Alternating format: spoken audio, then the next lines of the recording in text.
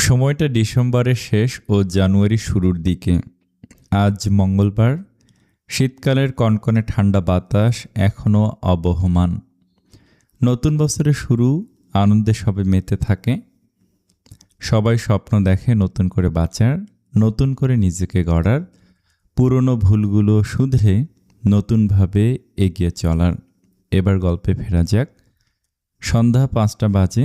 গল্পের নায়িকা আরিয়ানা তিথি ও তার মা বাবা এসেছে তিথির বাবা মারুফ আহমেদের একমাত্র ঘনিষ্ঠ বন্ধু আলতাফ রহমানের মেজো মেয়ে প্রিয়ার বিয়েতে।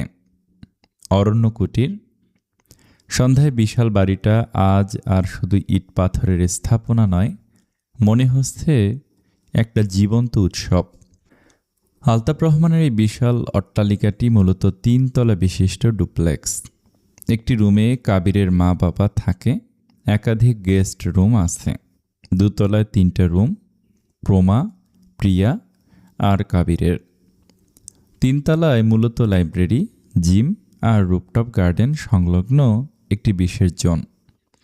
প্রিয়া ও তার স্বামী ইমরান স্টেজে বসে আছে। বিশাল এই বিয়েতে তিথি ও তার পরিবার ভিড় ঠেলে বাড়ির ভেতরে প্রবেশ করে। তানিয়া মিথু এত কোলাহলপূর্ণ পরিবেশ দেখে তিথিকে বলেন, তিথি, তুমি প্রমার ঘরে গিয়ে বসো। এত মানুষের মধ্যে তোমার থাকার কোনো প্রয়োজন নেই। তিথিরও অস্বস্তি লাগছে। বিয়ে বাড়িতে ঢোকার পর থেকে কেমন ভাবসা গরম লাগছে। দেখা করতে প্রিয়ার নাগালে যাওয়ারও উপায় নেই। মারুফ আহমেদ নির্দেশ দিয়ে বলল, তিথিমা, তোমার আম্মু যা বলেছে তাই করো। আমি আর তোমার আম্মু আলতাফের কাছে যাচ্ছি, কোনো সমস্যা হলে কল করো। তিথি চোখ টিপে হাসে, হ্যাঁ যাচ্ছি। উফ, কি যে গরম লাগছে না। টাটা আব্বু আম্মু, আমি গেলাম। মারুফ আহমেদ তানিয়া মিথুর দিকে তাকিয়ে মৃদু মুচকি হাসলেন, চোখে হালকা কৌতুক। আমাদের মেয়েটা তো একদম ছোটবেলা থেকে পাগলাটে স্বভাবের, তাই না মিথু? একে সামলানোটা কাবিরের জন্য পুরো চ্যালেঞ্জ। তানিয়া মিথু হালকা হাসি দিয়ে দীর্ঘশ্বাস ফেলে বললেন, কাবিরের পক্ষে তিথিকে মেনে নেওয়া সহজ হবে কি না জানি না, কিন্তু ছেলেমেয়েরা বড় হয়েছে, তাদের নিজের মতো করে থাকতে দেওয়া উচিত। আমি চাই না কারো ওপর চাপ তৈরি হোক।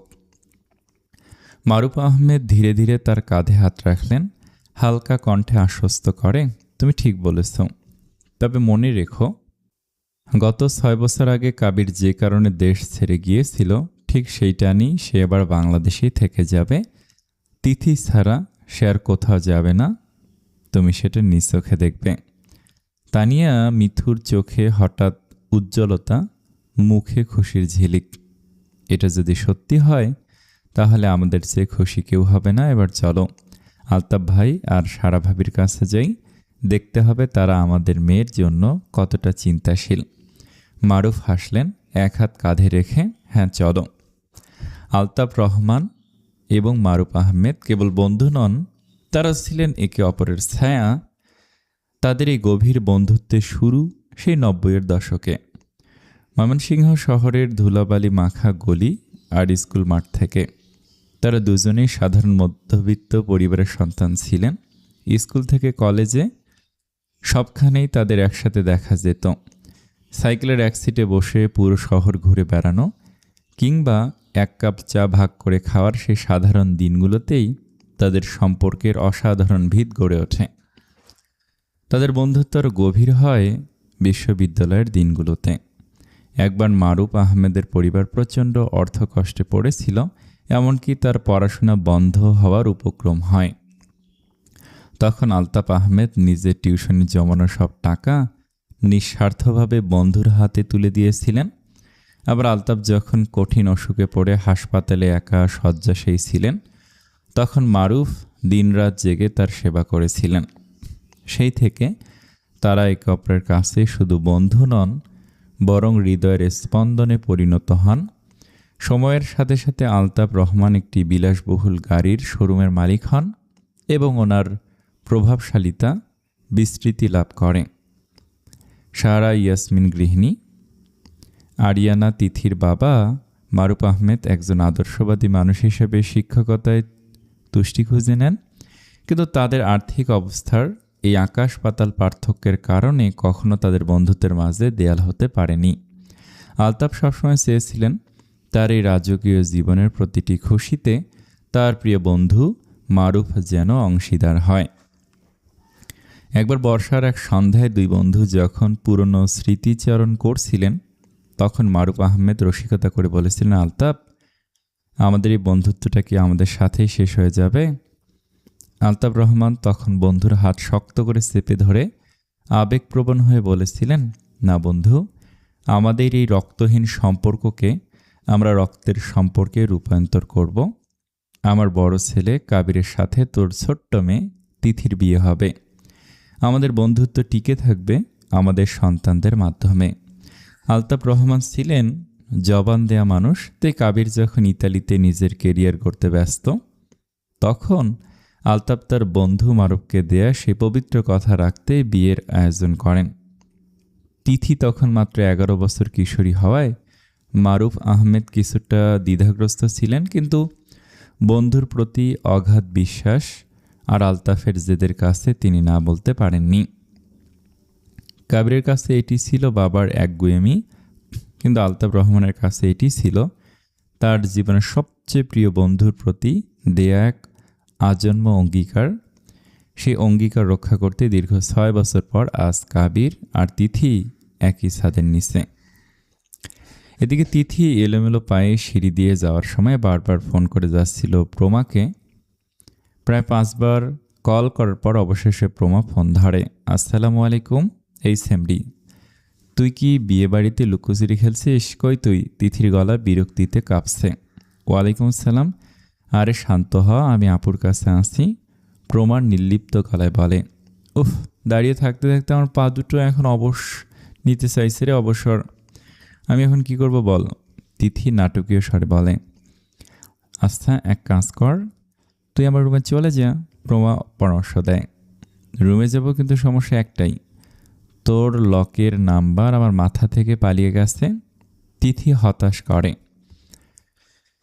16:34, আর আমি না আসা পর্যন্ত ওখানে বসে থাকবি, বুঝেছিস? প্রমা নির্দেশ দেয়। 16:34, ঠিক আছে, দরজা না খুললে কিন্তু আমি দরজার সামনে দাঁড়িয়ে সবার কাছে বলবো এই রুমের মালিক আমাকে তালা মেরে রেখেছে।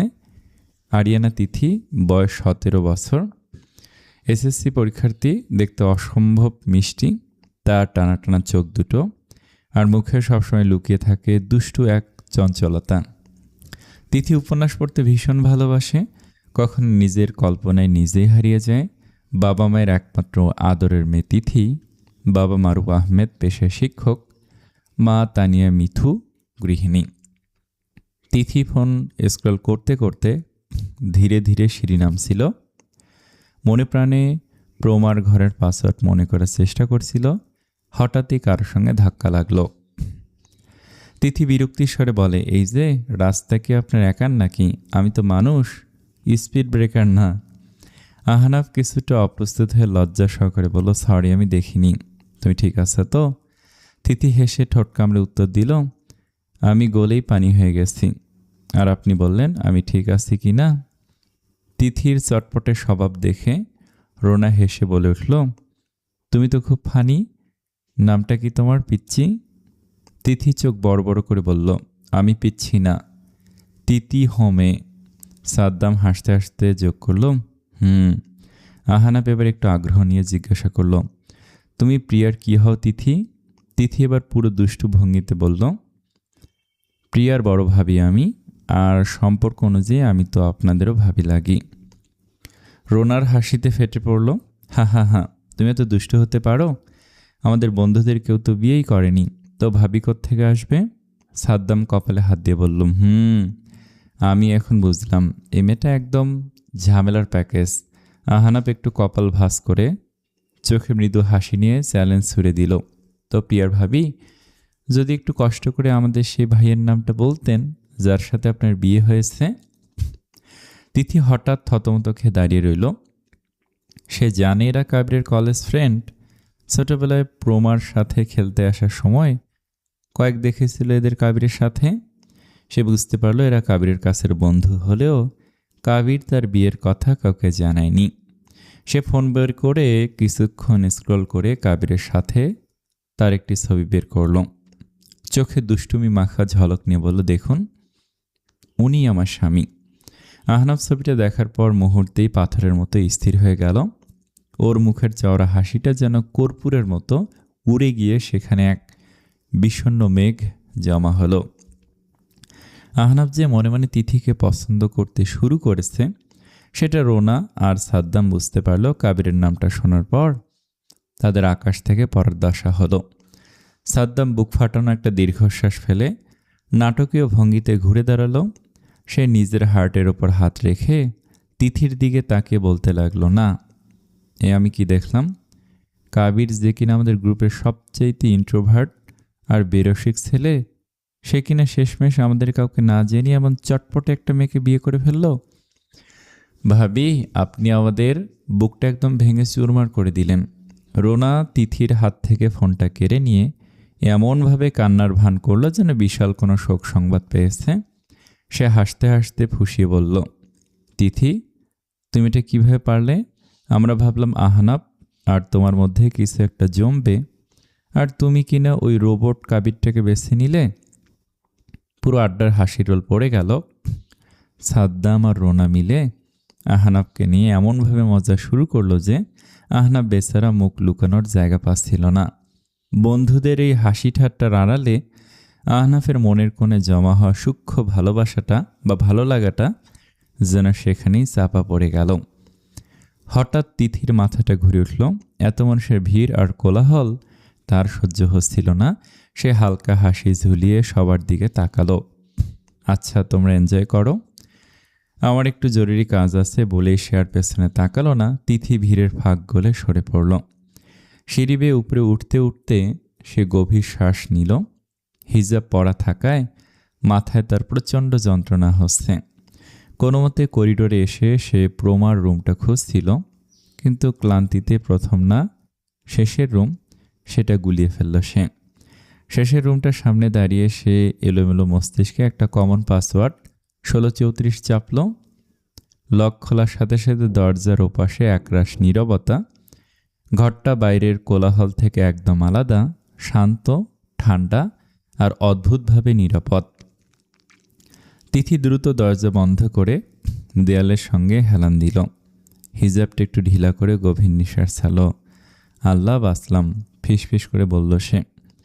কিন্তু সেই স্বস্তির মাঝেই সে আয়নার সামনে দাঁড়াতে যাবে, অমনি ওয়াশরুম থেকে শুধু টাওয়াল পেঁচিয়ে বেরিয়ে এলো কাবির রহমান কায়নাত। চুলে জলবিন্দু, সারা গায়ে জলকণা। নিজের ঘরেই কোনো নারীর অস্তিত্ব অনুভব করে কাবির থমকে দাঁড়ালো। তার দু চোখ যেন বিস্ময়ে বিস্ফোরিত হতে চাইল। নিজের দু চোখকে সে বিশ্বাস করতে পারছে না।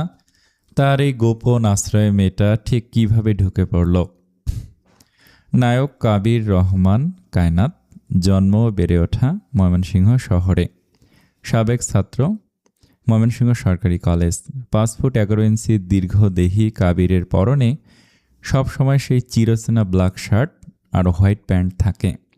কোনি পর্যন্ত গোটানো হাতা আর কবজিতে থাকা কালো ঘড়িটা তার সৌন্দর্যকে যেন বহুগুণ বাড়িয়ে দেয়। তার তীক্ষ্ণ চোখের দৃষ্টি আর মুখের হালকা চাপদারি যে কাউকেই ভাবিয়ে তুলতে বাধ্য। বাংলাদেশ থেকে স্কলারশিপ নিয়ে ইতালির পলিটেকনিকো ডি মিলানো থেকে ডেটা সায়েন্স ও স্ট্র্যাটেজিক ম্যানেজমেন্টে ব্যাচেলর ও মাস্টার্স শেষ করে। পরিবারের আড়ালে 5 বছর আগে কাবির এক আন্ডারগ্রাউন্ড হ্যাকিং প্রতিযোগিতায় প্রথম হয়ে আন্তর্জাতিক গোয়েন্দা সংস্থার নজর কাড়েন এবং পড়াশোনার 5 বছরই তাদের ব্ল্যাক বক্স প্রোটোকলের অধীনে দুর্ধর্ষ এজেন্ট হিসেবে গড়ে ওঠে। সে একজন তুখোর আন্ডারগ্রাউন্ড এজেন্ট যে পর্দার আড়ালে থেকে ডিজিটাল অপরাধ দমন করে। আর এই দ্বিতীয় জীবনের খবর তার পরিবার কিংবা বিশ্বের কেউ জানে না। আলতাফ রহমান কাবিরকে খরচ দিতে চাইলে যে স্কলারশিপের টাকাটাতেই তার সব হয়ে যাচ্ছে এটা বলতো, অথচ গোপনে সে এ কাজ করে প্রচুর অর্থ উপার্জন করত। তার এই ব্ল্যাক বক্স প্রোটোকলের অধীনে কাজ করার বিষয়টি ছিল সম্পূর্ণ গোপন, রাখত সবার কাছ থেকে। বর্তমানে 2 মাস ধরে কাবির ইতালির একটি বড় কোম্পানি দ্য আরশাদ এন্টারপ্রাইজ এই কোম্পানির মূল কাজ বড় বড় ভবন নির্মাণ ও জমি কেনাবেচার ব্যবসা। কাবিরের মূল লক্ষ্য আরশাদ চৌধুরীর ইতালির বিশাল মাফিয়ার সাম্রাজ্যের সাথে তার কোম্পানির কোনো অবৈধ পথে চালনা করছে কিনা তা বের করা। দীর্ঘ 6 বছর পর আজ কাবির দেশে ফিরেছে। ছোট্ট তিথি এখন 17 বছরের এক সুন্দরী তরুণী। তার চঞ্চলতা কমেনি, বরং বেড়েছে। সে এখন আর সে অবুঝ মেটি নেই, সে এখন পাল্টা জবাব দিতে জানে। তিথির হাঁটু সমান লম্বা ঘন চুল বারবার তার শরীরে বাড়ি খাচ্ছে। বড় বড় চোখ করে আয়নায় খুব মনোযোগ দিয়ে নিজেকে হিজাবটা ওড়নার মতো গায়ে জড়িয়ে নিচ্ছে। তিথির পরা লং গাউনটা সাদা আর হালকা কালো ফ্লোরাল ডিজাইন দিয়ে ডেকোরেট করা। গলার ডিজাইনটি ছিল নরম গোলাকার আর স্লিপগুলো ছিল হালকা ফ্লেয়ার করা। কোমর অংশে হালকা টেইলারিংয়ে ড্রেসটি শরীরের আকারকে সুন্দরভাবে ধরে রেখেছে। ঠোঁটে গোলাপি লিপ বাম, গালে ব্লাশ দেয়ায় মুখে হালকা সিকসিক করছে। পরিপাটি করে আইলাইনার দেয়া, ম্যাচিং কানের দুল, গলায় সিম্পল টি লেটার পেন্ডেন্ট। হাত দিয়ে চোখের সামনে এসে পড়া চুল বারবার সরিয়ে দিচ্ছে। ঘোর লাগানো দৃষ্টিতে তিথিকে কাবির দেখতে থাকে। ঘরে পিন পিন নীরবতা। দুজন সত্তার মধ্যে একজন নিজের চোখের তৃষ্ণা মেটাতে ব্যস্ত, অপরজন নিজেকে দেখতে ব্যস্ত। কাবির ধীর পায়ে তিথির দিকে যেতে থাকে। কাবির মনে মনে বলে, কে এই মেয়ে? এর শান্ত উপস্থিতি কেন আমাকে এভাবে টেনে ধরছে? আজ রাতে একে আমার থেকে সহজে যেতে দিচ্ছি না। মনে হচ্ছে কোনো অদ্ভুত শক্তি কাবিরকে তিথির দিকে টানছে। কাবির এখনও তিথিকে চিনতে পারেনি। কাবির তিথির ঠিক পেছনে দাঁড়ায়। তিথির পিঠ কাবিরের বুক থেকে কয়েক ইঞ্চি দূরে। কাবির একটু ঝুঁকে তিথির কানের কাছে মুখ রাখে। তিথি তখনও কাঁধের দুপাশে রাখা হিজাবে পিন লাগায়। কাবির নিজের উপস্থিতি জানান দিতে, আমার রাজ্যে অনুমতি ছাড়া ঢোকা যতটা সহজ, বের হওয়া ততটাই অসম্ভব। যেহেতু ভুলটা করেই ফেলেছ, আজ রাতটা আমার বন্দিশালাতেই কাটুক তোমার। দেখি তোমার এই মায়াবী চেহারার আড়ালে আর কতটুকু সাহস লুকিয়ে আছে। ভয়ার্ত কণ্ঠে মনে মনে, কাবির ভাইয়া, আপনি আমাকে চিনতে পারছেন না? আমি তিথি। কিন্তু আপনার চোখে এই হিংস্রতা কেন? আপনি কেন এমন অচেনা মানুষের মতো কথা বলছেন? কাবির তিথির নীরবতা দেখে আরো কঠোর হলো। কি হলো, কথা বলছো না কেন? আমার চোখের দিকে তাকাও। আজ রাতটা তোমার জন্য অনেক দীর্ঘ হতে চলেছে। তোমার এই ভয় পাওয়া মুখটা আমাকে আরো বেশি প্রফুল্ল করবে। তিথি কাঁপা কাঁপা গলায়, কাবির ভাইয়া প্লিজ আমাকে যেতে দিন। কাবির একটু অবাক হয়, কিন্তু পরক্ষণে তাচ্ছিল্যের হাসি দিয়ে বলে, তুমি আমার নাম জানলে কিভাবে? যাই হোক, একবার যখন এই ঘরে ঢুকেছ তখন শাস্তি না নিয়ে বের হওয়া অসম্ভব। এক রাতের জন্য কত নিবে বলো? 10 লাখ, 12 লাখ? কাবিরের শেষ কথাগুলো যেন তিথির কানে তপ্ত সীসার মতো বিঁধল। এক রাতের জন্য টাকার প্রস্তাব শুনে তার আত্মসম্মানে প্রচণ্ড আঘাত লাগল। মেনে নিলাম কাবির ভাইয়ের সাথে তার ছোটবেলায় বিয়ে হয়েছিল, তাই বলে তার পরিচিত সেই মার্জিত কাবির ভাইয়া আজ এমন এক পশুতে পরিণত হবে তা সে কল্পনা করতে পারেনি।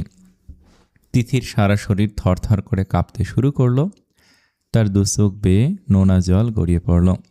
সে কান্নায় ভেঙে পড়ে অস্ফুট স্বরে বলতে লাগলো, থামুন, আপনার প্রতিটি শব্দ বিষের মতো আমার কানে বিঁধছে। ভাবতেও ঘৃণা হচ্ছে যে আপনার মতো একজন নিচু মন মানসিকতার মানুষকে আমি এতদিন শ্রদ্ধা করে এসেছি। আমার আত্মসম্মান কি আপনার কাছে 10-12 লাখ টাকার চেয়েও সস্তা? সে দু হাতে মুখ ঢেকে ফুপিয়ে কেঁদে উঠল। তার কান্নার শব্দে ঘরের নিস্তব্ধতা যেন আরো ভারী হয়ে উঠল। সে কোনো মতে দেয়াল ধরে নিজেকে সামলানোর চেষ্টা করছিল, কিন্তু ভয়ের চোটে তার পা দুটো যেন অবশ হয়ে আসছিল। কাবিরের এই হিংস্র চাহনি আর কুৎসিত প্রস্তাব তাকে মানসিক ও শারীরিকভাবে বিধ্বস্ত করে দিচ্ছিল। সে বুঝতে পারছিল না এই অন্ধকার থেকে সে কিভাবে মুক্তি পাবে। তিথির কান্না ভেজা কণ্ঠস্বর আর আর্তনাদ যখন কাবিরের কানে পৌঁছালো, তখন তার অবচেতন মনের কোথাও একটা সূক্ষ্ম কম্পন অনুভূত হলো। তিথির প্রতিটি শব্দ যেন কোনো এক বিস্তৃত অতীতের স্মৃতিকে নাড়া দিচ্ছিল। তার গলার স্বর, কথা বলার ধরন সবই কাবিরের কাছে বড্ড চেনা চেনা মনে হতে লাগলো। মস্তিষ্কের কোনো এক কোণে আফসা হয়ে আসা সেই ছোট্ট মেয়েটির ছবি বারবার উকি দিচ্ছিল, যার সাথে তার ছোটবেলায় কোনো এক বন্ধন তৈরি হয়েছিল। কাবির থমকে দাঁড়ালো, যেন নিজের শরীরের ওপর নিয়ন্ত্রণ হারিয়ে ফেলছে। সে তিথির আরও কাছে এগিয়ে গেল। তার কান্নার শব্দ যেন কাবিরের হৃৎপিণ্ডের স্পন্দন বাড়িয়ে দিচ্ছিল। কাবির নিজের মনেই বিড়বিড় করে উঠল, এই মেয়ে কেন এর কণ্ঠস্বর আমার ভেতরে এতটা হাহাকার তৈরি করছে? কেন আমি চাইলেও একে ছেড়ে যেতে পারছি না? কাবির ধীর পায়ে আবার তিথির কাছে এগিয়ে গেল। তার হাত দুটো কাঁপছিল। সে তিথির কান্নারত মুখের ওপর থেকে হাত দুটো সরিয়ে দেওয়ার জন্য হাত বাড়ালো, কিন্তু মাঝপথেই থেমে গেল। তার ভেতরে এক প্রবল যুদ্ধ চলছে। সে অস্ফুট স্বরে নিজেকে প্রশ্ন করল, কেন আমার ভেতরে এত উতাল পাথাল হচ্ছে? কেন এই মেয়েটির চোখের জল আমাকে এতটা দুর্বল করে দিচ্ছে? তিথি তখনও ভয়ের চোটে কাঁপছিল। সে খেয়াল করল কাবিরের এই হিংস্র চাহনিটা এখন এক গভীর বিভ্রান্তিতে রূপ নিয়েছে। কাবির যেন নিজের সাথেই লড়াই করছে। সে তিথির খুব কাছে এসে দাঁড়ালো, এতটাই কাছে যে তিথি কাবিরের তপ্ত নিঃশ্বাসের আশপাশ ছিল। কাবির তার চেনা চেনা লাগা সেই মুখটির দিকে অপলক তাকিয়ে রইল, যেন সে কোনো এক হারিয়ে যাওয়া সম্পদ খুঁজে পাওয়ার চেষ্টা করছে। এক অদ্ভুত অনুভূতি নিয়ে কাবির তিথির সামনেই আলমারি থেকে তার পোশাক বের করল। তিথি তখনও মাথা নিচু করে নিজের কান্নায় ডুবে আছে। কাবির যে তার সামনে ড্রেস চেঞ্জ করছে সেদিকে তার কোনো খেয়াল নেই। তার পুরো জগৎটা যেন এক নিমিষে উলটপালট হয়ে গেছে। কাবির নির্লিপ্তভাবে তার ভেজা তোয়ালেটা সরিয়ে পোশাক বদলে নিল। তার প্রতিটি নড়াচড়ায় এক ধরনের রাজকীয় ধরন ছিল, যেন তিথির উপস্থিতি তার কাছে এখন কোনো বিশেষ গুরুত্ব বহন করে না। অথচ তার মন বারবার তিথির দিকেই ফিরে যাচ্ছিল। কাবির বিভ্রান্ত চোখে মেয়েটির দিকে তাকিয়েছিল, যার পরনে সেই সাদা কালো ফ্লোরাল গাউন আর খোলা চুলে বিচ্ছুরিত হচ্ছিল এক চিরচেনা মায়া। ঠিক তখনই দরজায় সজোরে ধাক্কা পড়ল। বাইরে থেকে প্রমার উত্তেজিত কণ্ঠস্বর ভেসে এলো, ভাইয়া দরজা খোলো। তুই কি ভেতরে? দেখ তো তিথি তোর রুমের দিকে এসেছে কিনা, ওকে কোথাও খুঁজে পাচ্ছি না। তিথি নামটা কানে পৌঁছাতেই কাবিরের মস্তিষ্কে যেন একটা বৈদ্যুতিক ঝটকা লাগলো। সে পাথর হয়ে দাঁড়িয়ে রইল। প্রমা আবার চিৎকার করে বলল, ভাইয়া তিথি তোর ঘরে ঢুকেছে কিনা দেখতো। ও অসুস্থ বোধ করছিল, হয়তো ভুল করে তোর ঘরে চলে গেছে। আর ও তো বাইরের কেউ না, ও তোর বিবাহিত স্ত্রী। ওর কিছু হলে আব্বু আমাদের কাউকেই ছাড়বে না। কাবিরের হাত দুটো যা একটু আগেই হিংস্রতায় কাঁপছিল, তা এখন অপরাধবোধ আর প্রচণ্ড বিস্ময়ে অবশ হয়ে এলো।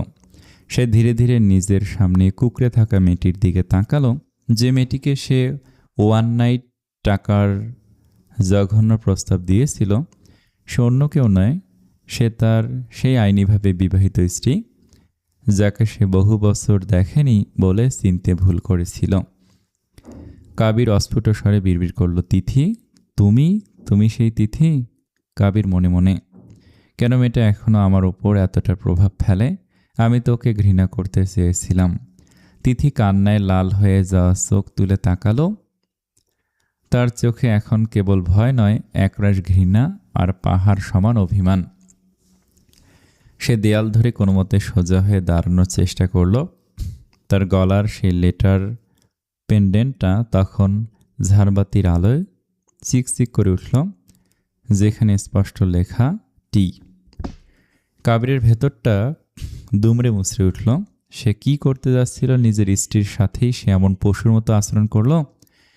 কাবির এক পায়ে এগিয়ে গিয়ে তিথির হাত ধরতে চাইল। তিথি শোনো, আমি বুঝতে পারিনি, আমি সত্যি তোমাকে চিনতে পারিনি। তিথি ঝটকা দিয়ে তার হাত সরিয়ে দিল। তার কণ্ঠস্বর এখন ভাঙা কিন্তু তীক্ষ্ণ। চিনতে পারেননি বলে আজ আমাকে পণ্য বানিয়ে ফেললেন কাবির ভাইয়া? আপনার টাকার দম্ভ কি এতটাই বড় যে মানুষের সম্মান আপনার কাছে সস্তা হয়ে গেছে? কাবির কোনো উত্তর দিতে পারল না। তার সমস্ত অহংকার আর পুরুষত্ব যেন তাসের ঘরের মতো ভেঙে পড়ল। বাইরে থেকে প্রমার ডাকাডাকি তখনও থামেনি, কিন্তু এই বদ্ধ ঘরের ভেতরে এখন এক নতুন ঝড়ের সূচনা হয়েছে, যেখানে একদিকে আছে কাবিরের গভীর অনুশোচনা আর অন্যদিকে তিথির ভেঙে যাওয়া বা বিশ্বাস। বাইরে প্রমার অস্থির পায়চারির শব্দ শোনা যাচ্ছে। কাবির স্তব্ধ হয়ে দাঁড়িয়ে রইল। তার মনে হলো পায়ের তলার মাটি ধীরে ধীরে সরে যাচ্ছে। যে মানুষটি একটু আগেও নিজের ক্ষমতার দম্ভে অন্ধ ছিল, এক মুহূর্তে সে যেন পৃথিবীর সবচেয়ে তুচ্ছ মানুষে পরিণত হলো। সে তার নিজের স্ত্রীর চোখে নিজের জন্য শুধু ঘৃণা দেখতে পাচ্ছে। অতীত তারিখ 16/10/2021। দিনটি ছিল তপ্ত রোদে ঘেরা এক বিষণ্ণ দুপুর। আলতাফ রহমান সাহেবের ড্রয়িং রুমে বসে মারুফ আহমেদ আর তানিয়া মিথু গভীর আলোচনায় মগ্ন। আলতাফ সাহেবের স্ত্রী সারা ইয়াসমিনও সেখানে উপস্থিত। আলোচনার মূল বিষয় ছিল 19 বছরের জেদি তরুণ কাবির আর মাত্র 12 বছরের চঞ্চল কিশোরী তিথি। কাবির তখন মেধাবী ছাত্র হিসেবে ইতালিতে স্কলারশিপ পেয়েছে। এই খবরটি আলতাফ রহমানের মনে একদিকে যেমন আনন্দ দিয়েছিল, অন্যদিকে এক অজানা শঙ্কা জাগিয়েছিল। তিনি জানতেন কাবির একবার দেশের বাইরে গেলে তাকে আর ধরে রাখা কঠিন হবে। তাই বন্ধু মারুফ আহমেদের সাথে পরামর্শ করে তিনি এক চরম সিদ্ধান্ত নিয়ে ফেললেন, যার আগেই কাবিরকে বিয়ের বন্ধনে আবদ্ধ করতে হবে। কাবিরের মতামত নেওয়ার প্রয়োজন বোধ করেননি আলতাফ রহমান। তার মতে বাবার সিদ্ধান্তই সন্তানের জন্য শিরোধার্য। মারুফ আহমেদও তার ঘনিষ্ঠ বন্ধুর প্রস্তাবে অমত করেননি। ফলে দুই পরিবারের সম্মতিতে অনেকটা গোপনেই 12 বছরের নাবালিকা তিথির সাথে 19 বছরের কাবিরের বিয়ে ঠিক হয়ে যায়। বিয়ের আসরে কাবির যখন বসল, তার চোখে ছিল পাহাড় সমান ক্ষোভ আর রাগ। সে বিশ্বাসই করতে পারছিল না যে তার বাবা তার জীবনের এত বড় একটা সিদ্ধান্ত তাকে না জানিয়ে নিয়ে নিলেন। অন্যদিকে লাল বেনারসিতে মোড়ানো ছোট্ট তিথি তখনও ঠিকমতো বুঝতেই পারছিল না তার সাথে আসলে কি ঘটছে।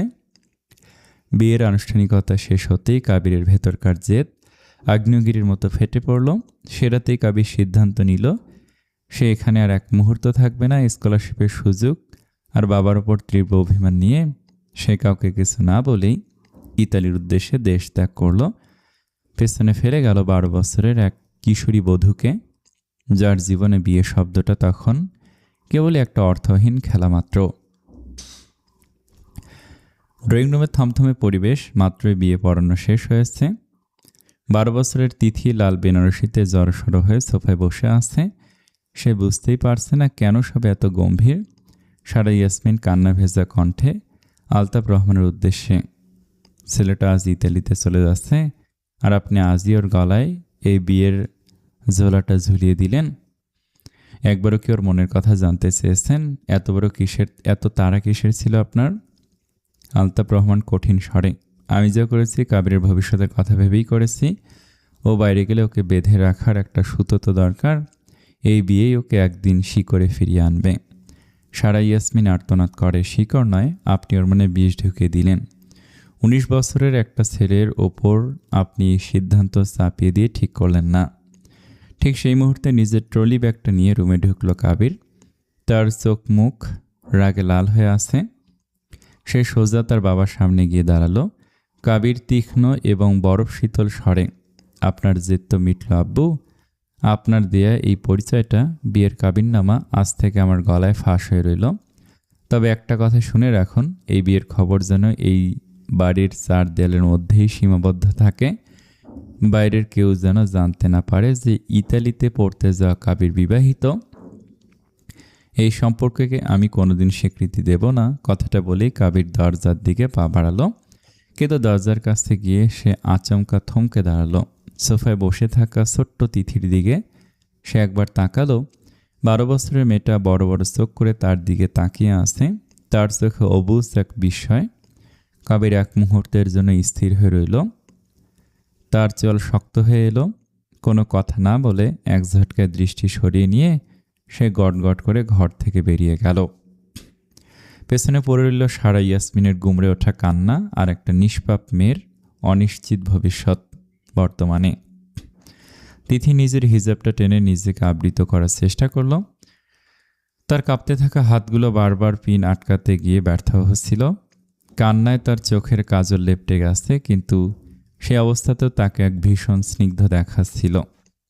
কাবির ধীর পায়ে এগিয়ে গেল। এবার আর হিংস্রতা নয়, তার চোখে ছিল গভীর অনুতাপ। সে নিচু স্বরে বলল, তিথি, আমি সত্যিই জানতাম না তুমি সেই। ইতালিতে এতদিন একা থেকে হয়তো আমার ভেতরের মানুষটা মরে গিয়েছিল। আমাকে মাফ করে দাও। তিথি এক পলক কাবিরের দিকে তাকালো। সেই চোখে কোনো ভালোবাসা নেই, আছে কেবল একরাশ শূন্যতা।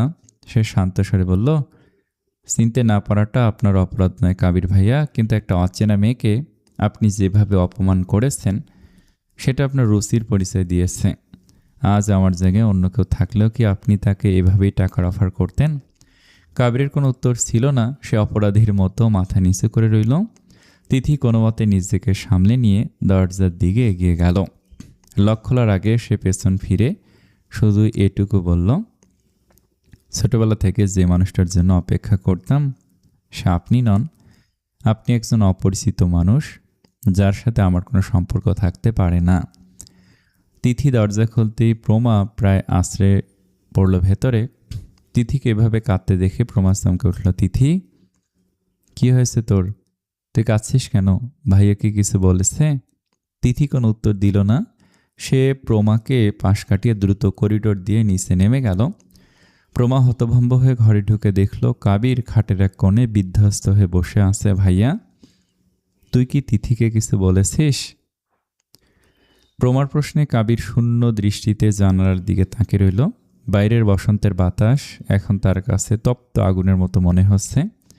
কাবির মনে মনে ভাবল, আমি কি হারিয়ে ফেললাম তাকে, যাকে পাওয়ার আগেই পাওয়ার অধিকার হারিয়েছি।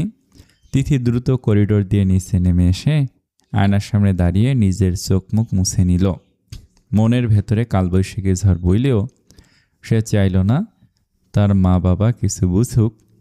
সে তার ভেতরের কষ্টটাকে এক নিমিষে জেদে রূপান্তর করল। মনে মনে বলল, দারুণ কাবির রহমান কায়নাত, আপনি না আমাকে পণ্য ভেবেছিলেন, এবার দেখুন এই পণ্য আপনাকে কিভাবে নাচায়। প্রমা তিথিকে এক কোণায় টেনে নিয়ে গেল। প্রমার চোখে মুখে এখনও বিস্ময় আর কৌতূহল। সে ফিসফিস করে জিজ্ঞেস করলো, এই তিথি, সত্যি করে বলতো, তুই ভাইয়ের রুমে ঢুকলি কিভাবে? আমি তো ভেবেছিলাম তুই আমার রুমে গিয়ে ঘুমিয়ে আছিস। তিথি একটা লম্বা শ্বাস ফেলে বলল, আরে তুই তো বললি 1634 পাসওয়ার্ড দিয়ে ঢুকে যেতে। আমি গিয়ে দেখি দরজা খুলে গেল, তারপর ভেতরে যা হলো, উফ। প্রমা এবার হো হো করে হেসে উঠল।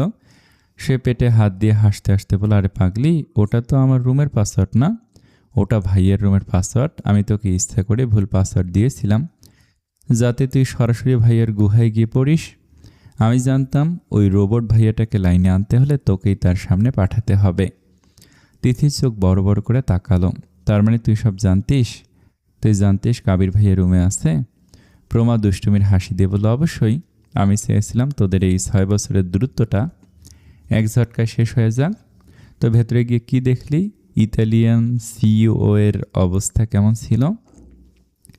তিথি এবার একটু লজ্জা পেল। সেটা আড়াল করে বলল, তোর ভাইয়া তো আমায় চিনতেই পারেনি, উল্টো আমাকে ধমক দিচ্ছিল।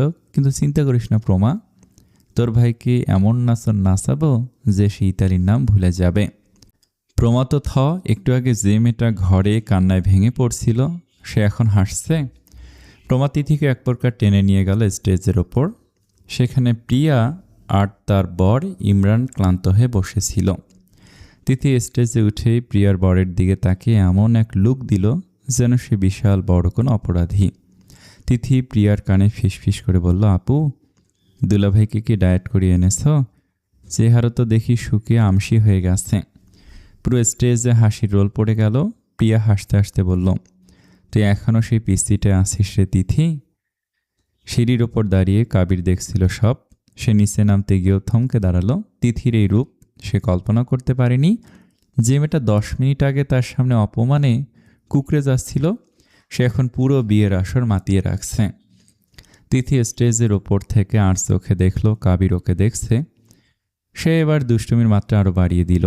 সাদ্দাম আর আহনাফ পাশে দাঁড়িয়েছিল। তিথি হাসতে হাসতে আহনাফের কাছে এগিয়ে গেল। আহনাফ ভাইয়া, আপনি না বলেছিলেন আমাকে পছন্দ করেন? দেখুন তো এই গোলাপটা আমার খোপায় সুন্দর লাগবে কিনা। আহনাব অপ্রস্তুত হয়ে হাসল। সে কখন বলল তিথিকে পছন্দ করে? তাদের তো কিছুক্ষণ আগে একবার দেখা হলো। কিন্তু কাবিরের হাত তখন মুষ্টিবদ্ধ হয়ে গেছে।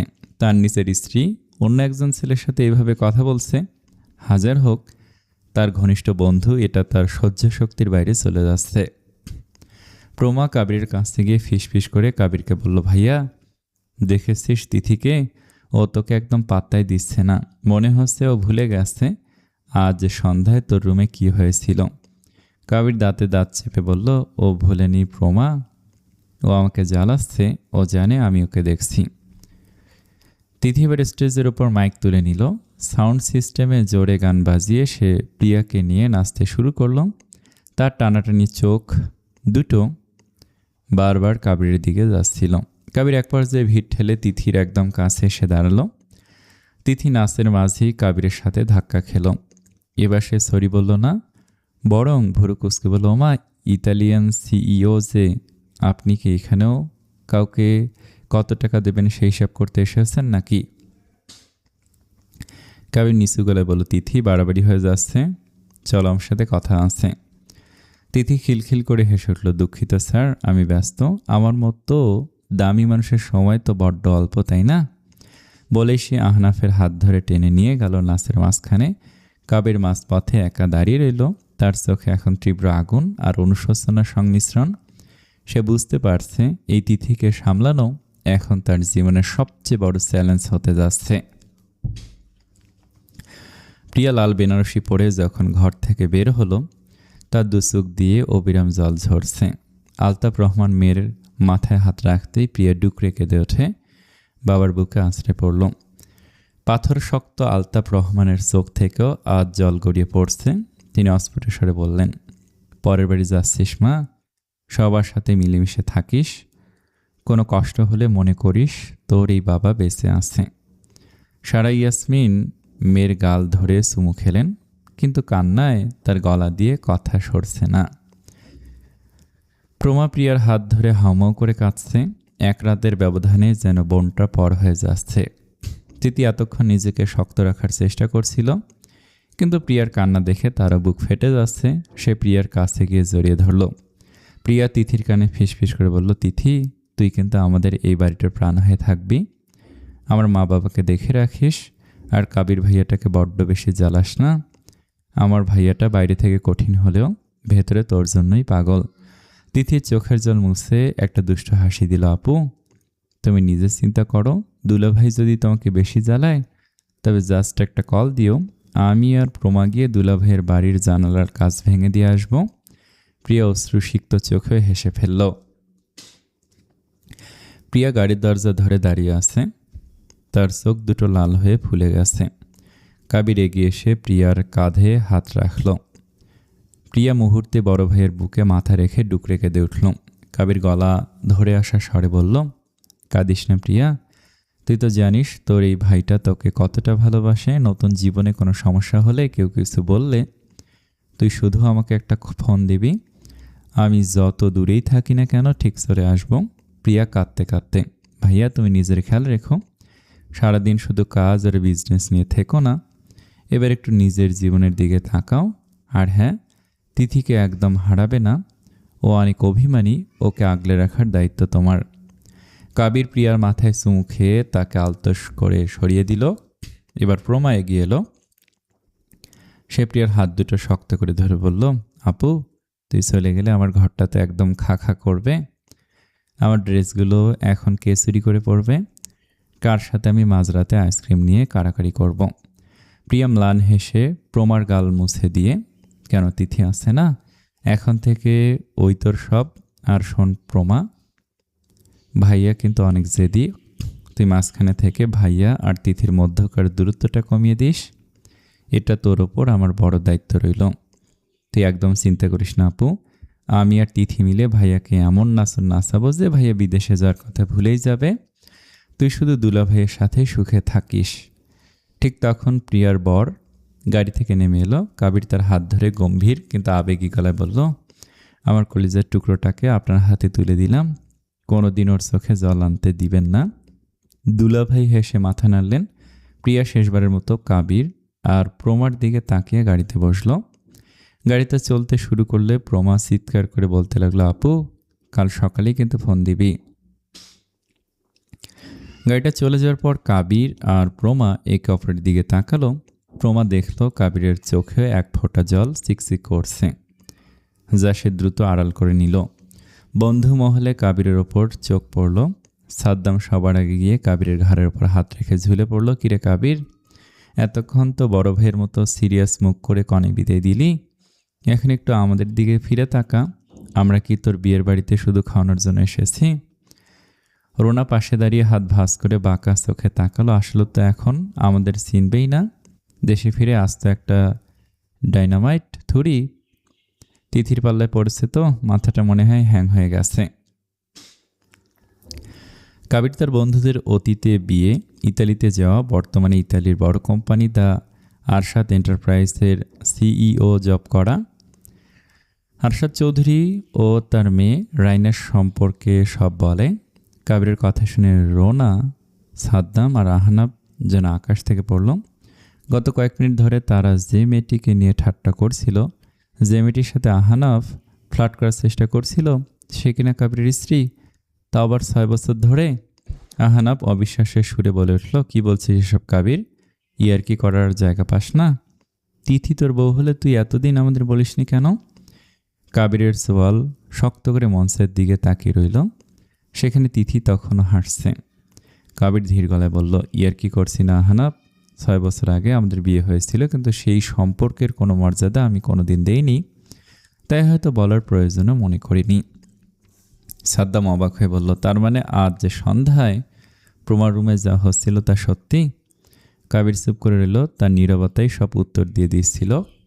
তার সবাই একই কলেজের বন্ধু, অথচ তাদেরই একজন এত বড় একটা সত্য 6 বছর ধরে লুকিয়ে রেখেছে। রোনা তীব্র চোখে কাবিরের দিকে তাকিয়ে, তুই আমাদের সাথে এতদিন নাটক করেছিস কাবির। আমরা যখন তোকে বিয়ের কথা বলতাম তুই হাসতি, অথচ তুই অলরেডি মেরিড, তা আবার 6 বছর। আহনাব অবিশ্বাসের সুরে বলল, রোনা ঠিকই বলেছে, তুই তো আমাদের ট্রাস্ট ভেঙেছিস। আর তিথি, ও কি তবে এই 6 বছর তোর এই লুকোচুরি শিকার হয়েছে?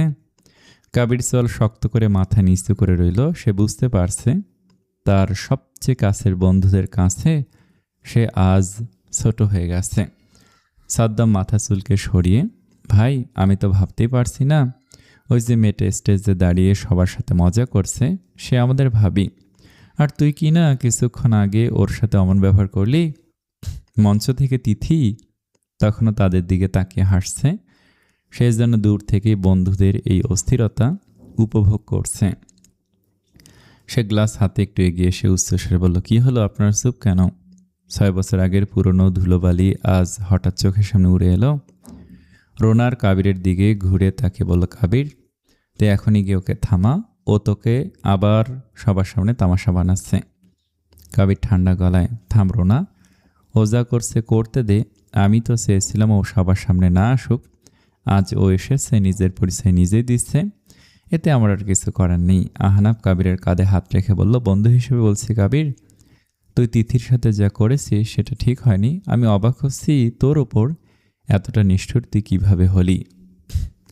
রাত 11টা বাজে।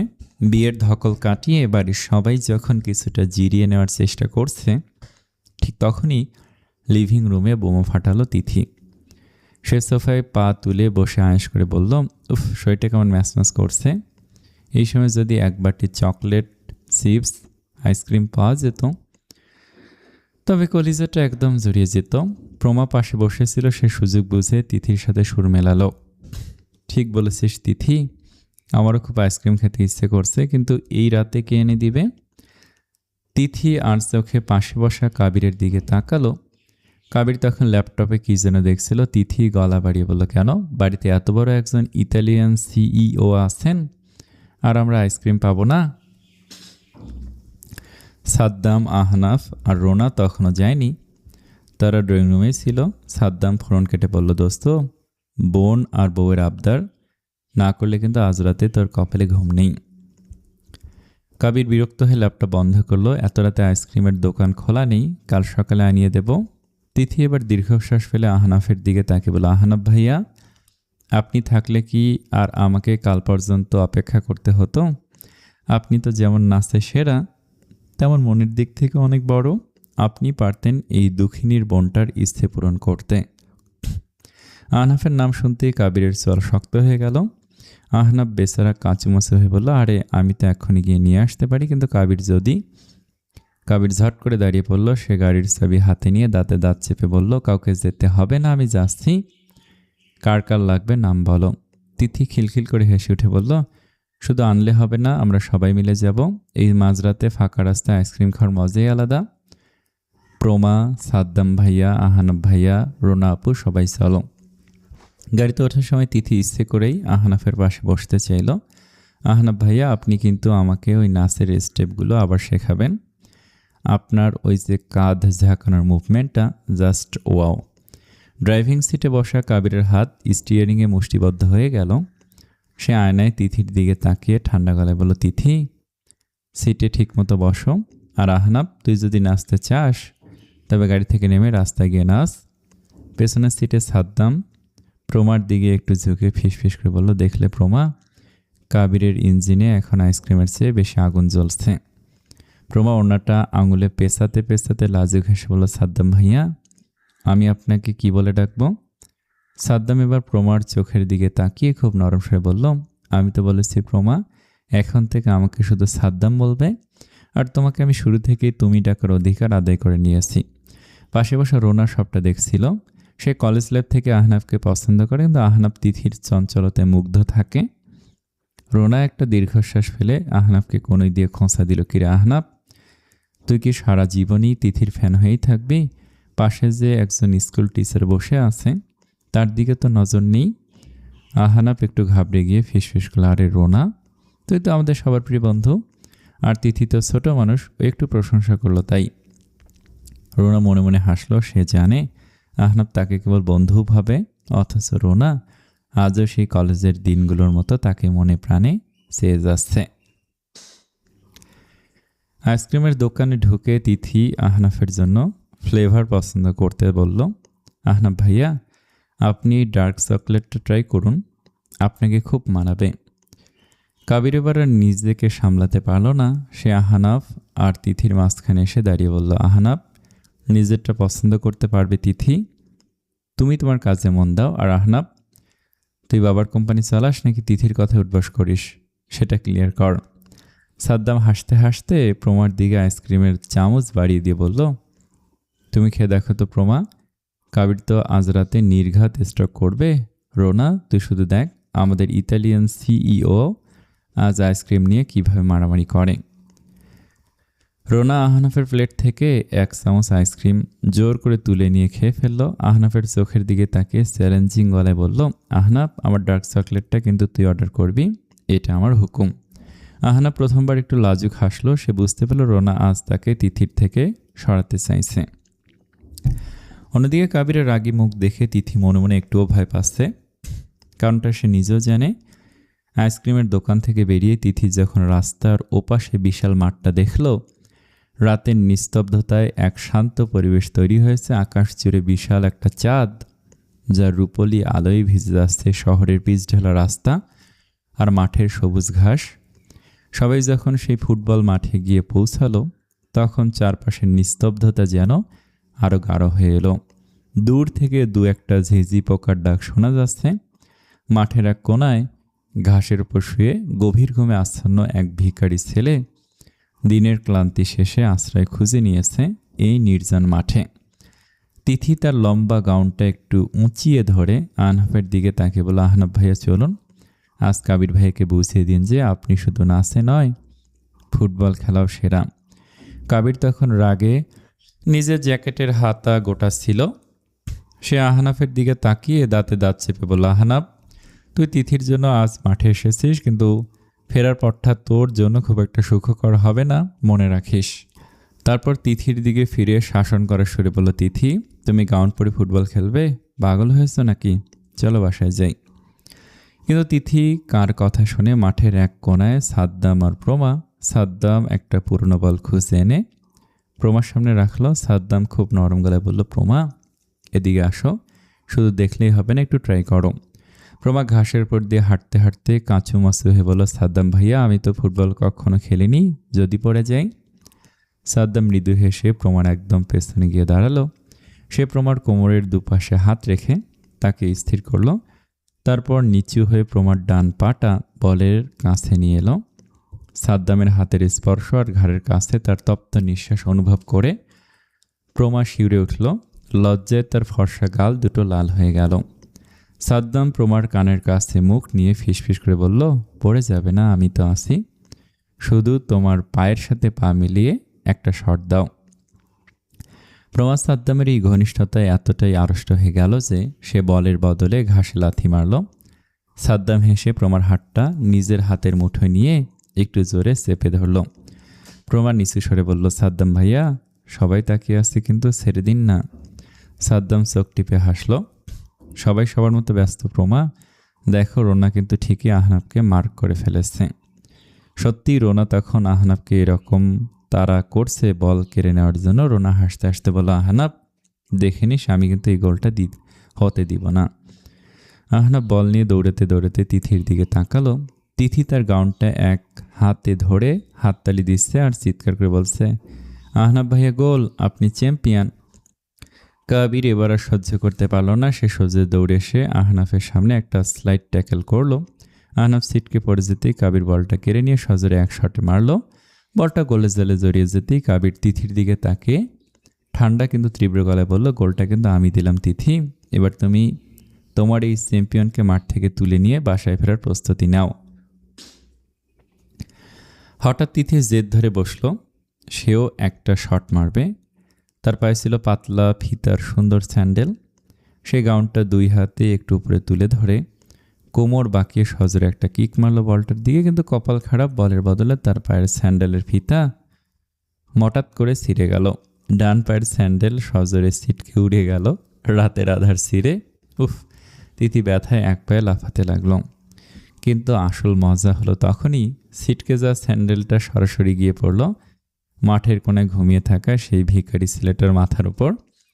ছেলেটি ধরফর করে উঠে বসলো। তার চোখে তখনও ঘুমের ঘোর। সে একবার উপরের চারটার দিকে তাকায়, একবার শূন্য মাঠের দিকে, আর একবার হাতে থাকা তিথির দামি স্যান্ডেলটার দিকে। হতভম্ব ছেলেটা কিছু না বুঝে কিছুক্ষণ স্যান্ডেলটার দিকে তাকিয়ে রইল। তারপর চারদিকে মানুষ দেখে ভয়ে আর ব্যথায় হঠাৎই ভ্যা ভ্যা করে কেঁদে উঠল। সবাই কাণ্ড দেখে হেসে গড়াগড়ি খেতে লাগলো। কাবিরের রাগ মুহূর্তের জন্য কর্পূরের মতো উবে গেল। সে তিথির দিকে হাসতে হাসতে বলল, তিথি, তুমি গোল দেওয়ার বদলে মানুষের মাথা ফাটালে, এটা কোন ধরনের পাওয়ার? তিথি লজ্জায় একদম লাল হয়ে গেল। সে ডান পায়ে খুঁড়িয়ে খুঁড়িয়ে দৌড়ে গিয়ে ছেলেটির পাশ থেকে স্যান্ডেলটা কুড়িয়ে নিল। কাঁচুমাচু মুখে বলল, আরে আমি ভুল হয়ে গেছে। সাদ্দাম হাসতে হাসতে প্রমাকে বলল, দেখলে প্রমা, তিথি গোল দেওয়ার বদলে ডাইরেক্ট অ্যাটাক করা শুরু করেছে, এজন্যই তো বলি মেয়েদের ফুটবল খেলা রিস্কি। প্রমা হাসতে হাসতে বলল, সাদ্দাম ভাইয়া আপনিও না, তিথি তো ইচ্ছে করে করেনি। রোনা আহনাফকে টেনে তুলতে তুলতে বলল, এবার বুঝেছিস আহনাফ, তিথি শুধু তোকে নয় গোটা দুনিয়াকে অস্থির করে রাখবে। তুই বরং আমার সাথে চল, অন্তত তোর মাথাটা সেফ থাকবে। চারপাড়া মোড় থেকে হাঁটতে হাঁটতে সবাই যখন শশী লজের সামনে পৌঁছালো, তখন সবার অবস্থা প্রায় দফারফা। প্রায় 40-45 মিনিটের এই দীর্ঘ হাঁটা পথে তিথি ডান পা খালি রেখেই খুঁড়িয়ে খুঁড়িয়ে হেঁটেছে। কাবির কয়েকবার বিরক্ত হয়ে নিজের দামি চামড়ার জুতো জোড়া খুলে তিথির দিকে এগিয়ে দিয়েছিল। সে গম্ভীর গলায় বলেছিল, তিথি, তুমি জিপসিদের মতো এক পা খালি রেখে কতক্ষণ হাঁটবে? আমার জুতোটা পরে নাও। তিথি ভুরুকুঁচকে উত্তর দিয়েছিল, আপনার রাক্ষসের সাইজের জুতো পরলে আমি তো হাঁটতেই পারবো না, বরং উল্টো পড়ে গিয়ে আমার দাঁত ভাঙবো। দরকার নেই, আমি এভাবেই ঠিক আছি। কাবির এর আগে ড্রাইভারকে কল দিয়ে গাড়িটা পার্কিংয়ে পাঠিয়ে দিয়েছিল, কারণ সে চেয়েছিল রাতের এই নির্জন ময়মনসিংহের রাস্তা দিয়ে একটু সময় কাটাতে। কিন্তু পরিস্থিতি যে এমন জুতো কাণ্ডে গড়াবে তা সে ভাবেনি। শশী লজের সেই বিশাল লোহার গেটের সামনে এসে দাঁড়ালো সবাই। রাত এখন অনেক, গেট ভেতর থেকে তালাবন্ধ। লজের পুরনো দালানটা চাঁদের আলোয় এক রহস্যময় রূপ নিয়েছে। হঠাৎ প্রমা উত্তেজনায় বলে উঠল, সাদ্দাম ভাইয়া, শশী লজের ভেতরের বাগানটা রাতে নাকি খুব সুন্দর লাগে। চলো না আমরা দেয়াল টপকে ভেতরে যাই। তিথি তো এক পায়ে খাড়া, সে সাথে সাথে সাই দিয়ে বলল, একদম ঠিক, এই গেট টপকানো কোনো ব্যাপারই না। প্রমা চল। সাদ্দাম আর আহনাফও কলেজ লাইফের সেই দুষ্টুমি ফিরে পেলল। সাদ্দাম প্রমার দিকে তাকিয়ে চোখ টিপে বলল, তুমি যখন আবদার করেছো তখন গেট কেন, আমি হিমালয় টপকাতে রাজি। রোনা একটু ভয় পেলেও আহনাফকে সাথে দেখে রাজি হয়ে গেল। সবাই যখন উবু হয়ে গেট বা দেয়াল টপকানো কসরত করছে, তখন কাবির একপাশে পকেটে হাত দিয়ে দাঁড়িয়ে দেখল। সে অবজ্ঞার দৃষ্টিতে বন্ধুদের দিকে তাকে বিড়বিড় করলো, সবগুলো এখন বাচ্চা হয়ে গেল। তিথি গেটের শিক ধরে ঝুলতে ঝুলতে বলল, কাবির ভাইয়া, আপনি ইতালিয়ান বডি কি এখন জং ধরে গেছে? আসুন না। কাবির কোনো উত্তর দিল না। সে তার স্মার্টনেস কাজে লাগায়। সে জানে এই লজের পাহারাদাররা পাশের সিকিউরিটি পোস্টে থাকে। সে ধীর পায়ে পাশের পোস্টের দিকে গেল। মিনিট দুয়েকের মধ্যে দেখা গেল লজের সিকিউরিটি গার্ড কাচুমাচু মুখে কাবিরের পেছনে পেছনে চাবি নিয়ে আসছে। কাবির সম্ভবত নিজের পরিচয় আর পকেটের জোর দুটোই ব্যবহার করেছে। খটাস করে গেটের তালা খুলে গেল। কাবির ভেতরে ঢুকে তিথির দিকে তাকিয়ে বাঁকা হেসে বলল, তিথি, দেয়াল টপকানো চোরদের কাজ, বুদ্ধিমানরা চাবি দিয়ে ঢোকে। সাদ্দাম হাসতে হাসতে প্রমাকে বলল, দেখলো তো প্রমা, কাবির এখনও সেই পুরনো খচ্চরই রয়ে গেল, একটু অ্যাডভেঞ্চার করতে দিল না। সবাই যখন লজের ভেতরের বাগানে ঘুরছিল, তখন তিথি এক কোণায় গিয়ে ঘাসের ওপর বসে পড়ল। তার পা ফুলে গেছে। কাবির সেটা খেয়াল করে সিকিউরিটি গার্ডের কাছ থেকে একটা চেয়ার আনিয়ে নিল। সে তিথির সামনে এসে দাঁড়িয়ে খুব নরম স্বরে বলল, পা তো ফুলে একদম আলু বানিয়ে ফেলেছ, এবার অন্তত একটু শান্ত হয়ে বসো। রোনা আর আহনাফ তখন লজের বারান্দায় দাঁড়িয়ে পুরনো দিনের গল্প করছিল। রোনা হুট করে বলল, আহনাফ, কলেজ লাইফেও তুই এমন শান্ত ছিলি, আজও আছিস, কিন্তু জানিস তো, বেশি শান্ত থাকা মানে সুযোগ হারানো। আহনাফ রোনার চোখের দিকে তাকিয়ে কিছু একটা বলতে গিয়েও থেমে গেল। সে বুঝতে পারছে রোনা আজ তাকে বারবার কিছু একটা ইঙ্গিত দিচ্ছে। সাদ্দাম প্রমার হাত ধরে বাগানের অন্ধকারের এক কোণায় গিয়ে ফিসফিস করে বলল, প্রমা, লজের এই নির্জনতা কিন্তু খুব রোমান্টিক, তাই না? প্রমা লজ্জা পেয়ে সাদ্দাম ভাইয়ের বুকে হালকা একটা ধাক্কা দিয়ে বলল, আপনি না সাদ্দাম ভাইয়া সবসময় সুযোগ খোঁজেন। সাদ্দাম যখন প্রমার হাত ধরে খুব রোমান্টিক মুডে লজের বাগানে একটা পোজ দিল, তিথি নিচু হয়ে অ্যাঙ্গেল মেলাতে মেলাতে বলল, সাদ্দাম ভাই, আপনি একটু মুখটা হা করুন তো। প্রমা, তুই মনে কর সাদ্দাম ভাই একটা ডাইনোসর আর তোকে গিলে খাচ্ছে, জাস্ট অসাম লাগবে। সাদ্দাম রোমান্টিক মুড ছেড়ে হাঁ করে তাকাতেই তিথি ফোনটা উঠিয়ে যেই না ক্লিক করতে যাবে, অমনি ফোনটা বন্ধ হয়ে গেল। আমার ফোনটা অফ হয়ে গেল, চার্জ নেই। তিথি হতাশ হয়ে চেঁচিয়ে উঠল। কাবির এক ঝলক হেসে পকেট থেকে নিজের ঝকঝকে নতুন আইফোনটা বের করে তিথির দিকে বাড়ি দিল। সে ব্যঙ্গ করে বলল, নাও, আমার ফোন দিয়ে তোলো। তিথি খুশি হয়ে কাবিরের ফোনটা কেড়ে নিয়ে আবার সাদ্দামের দিকে তাকালো। কাবিরের ফোনে ক্লিক করার পর ছবিটা এমন এলো যে মনে হচ্ছে সাদ্দাম ভাইয়া হাই তুলছেন আর প্রমা ভয়ে পালাচ্ছে। প্রমা ছবিটা দেখে মাথায় হাত দিয়ে বলল, সাদ্দাম ভাইয়া, আপনাকে তো পুরো জলহস্তির মতো লাগছে। তিথি, এটা কি করলি? সাদ্দাম রাখি মুখে কাবিরের দিকে তাকিয়ে বলল, দোস্ত, তোর বউকে থামা, ও তোমার বিয়ের আগে ব্রেকআপ করিয়ে ছাড়বে। কাবির তখন খুব আয়েসি ভঙ্গিতে পকেটে হাত দিয়ে লজের পিলারে হেলান দিয়ে দাঁড়িয়ে আছে। তিথি কাবিরের ফোনটা তাক করে বলল, কাবির ভাইয়া, আপনি একদম নড়বেন না, একদম স্ট্যাচুর মতো দাঁড়িয়ে থাকুন, আমি একটা ডার্ক থিম ছবি তুলব। কাবির প্রায় 2 মিনিট পাথরের মতো শক্ত হয়ে দাঁড়িয়ে থাকলো। ক্লিক করার পর কাবির এসে দেখলো তিথি তার ছবির ফোকাস ঠিক করেছে পেছনে থাকা সেই সিকিউরিটি গার্ডের ওপর, আর কাবির সেখানে একটা ঘোলাটে আফসা ছায়ার মতো দেখা যাচ্ছে। কাবির চিৎকার করে বলল, তিথি, তুমি কি জানো আমার একটা ছবির দাম কত? সেখানে তুমি আমাকে ব্যাকগ্রাউন্ডে ব্লার বানিয়ে রাখলে। তিথি খুব নিষ্পাপ মুখে বলল, আরে কাবির ভাইয়া, লজের গাম্ভীর্য তো গার্ড চাচার মুখে বেশি ফুটে উঠেছে, আপনি তো জাস্ট একটা পপর্স। তিথির পরবর্তী টার্গেট হলো আহনাফ। সে আহনাফকে বলল, আহনাফ ভাইয়া, আপনি তো ডান্সার, মাঝ আকাশে লাফিয়ে একটা পোজ দিন তো, আমি শট নিব। আহনাফ বেচারা তার সর্বশক্তি দিয়ে লাফ দিল, কিন্তু তিথি ক্লিক করলো ঠিক সেই মুহূর্তে যখন আহনাফ নামার সময় মুখটা বিকৃত করে ভারসাম্য রাখার চেষ্টা করছিল। রোনা ছবিটা দেখে হাসতে হাসতে আহনাফকে বলল, আহনাফ, তোকে তো দেখে মনে হচ্ছে আকাশ থেকে কোনো এলিয়েন পৃথিবীতে ল্যান্ড করেছে। তিথি এই ছবিটা আমায় দিয়ে দিবে, কিন্তু আমি আমাদের কলেজের গ্রুপে দেব। আহনাফ কাসুমাসু হয়ে বলল, রোনা দোহাই তোর, ওটা দিস না, আমার মান সম্মান সব যাবে। অবশেষে তিথি একটা গ্রুপ সেলফি নিতে চাইলো, সে সবাইকে ডাকলো, কিন্তু কাবিরকে বলল, কাবির ভাইয়া আপনি একটু দূরে গিয়ে দাঁড়ান তো, ফ্রেমে বেশি মানুষ হলে সৌন্দর্য নষ্ট হয়, আপনি বরং ওই দূর থেকে আমাদের দিকে হিংসে ভরা চোখে তাকিয়ে থাকুন, ওটাই হবে ছবির আসল সৌন্দর্য। কাবির আগে গজগজ করতে করতে একদম পেছনে গিয়ে দাঁড়ালো। তিথি কাবিরের ফোন দিয়ে সেলফিটা তুললে এমনভাবে যে সামনে সবাই হাসছে, আর একদম ব্যাকগ্রাউন্ডে কাবিরকে একটা রাগী ভূতের মতো দেখা যাচ্ছে। তিথি হাসতে হাসতে বলল, দেখুন দেখুন, কাবির ভাইয়াকে পুরো শশী লজের ভূত লাগছে, I love this pixel. Saddam প্রমার কানে কানে বলল, প্রমা দেখলে তো, কাবিরের ইতালিয়ান সিইও ইমেজ আজ তিথি এক নিমিষে শেষ করে দিল।